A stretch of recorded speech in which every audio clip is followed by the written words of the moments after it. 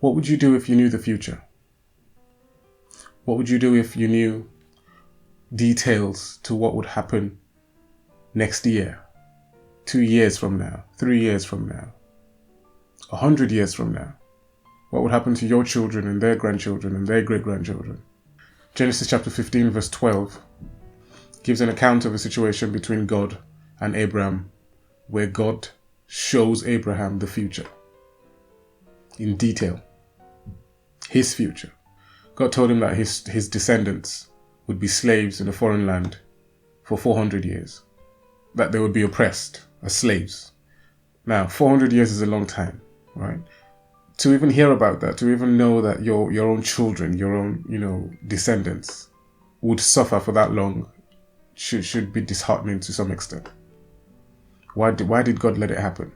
Abraham should be saying, God, why must this happen?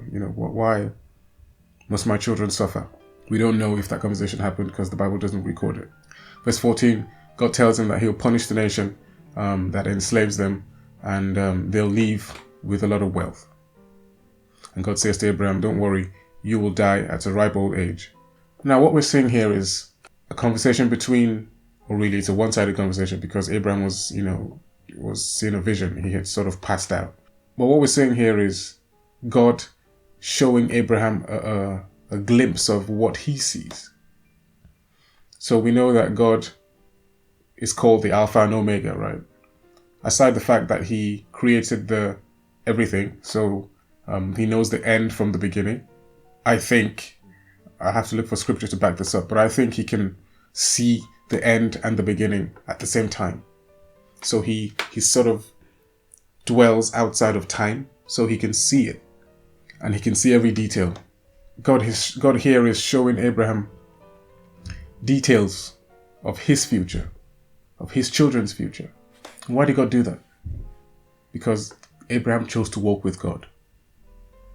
Abraham decided to walk with God, to believe God, and God showed him fantastic things that, a handful of people in the whole, life, in the whole of mankind ever got to experience or will ever experience.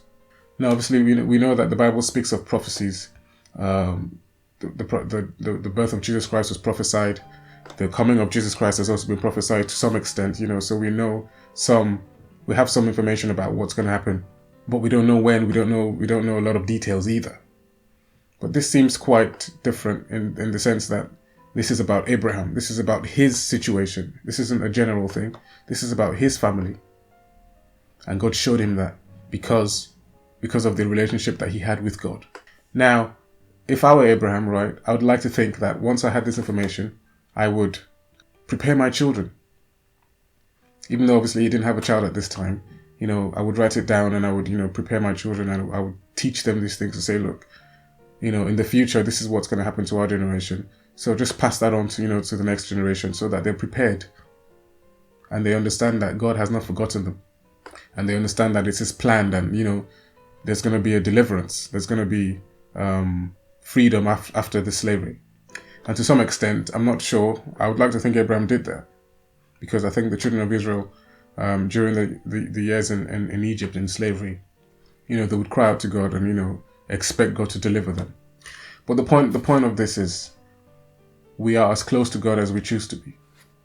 If we choose to walk with God, God can show us the road from his point of view. He can show us, what's going to happen. We have access to privileged information. And in this day and age, we know that information is key. In fact, information is probably the most important thing in this day and age. This is called the information age. So I guess my prayer is that we would walk with God closer, develop a closer relationship with him, and enjoy the benefits of that. Thanks for watching. Please subscribe below.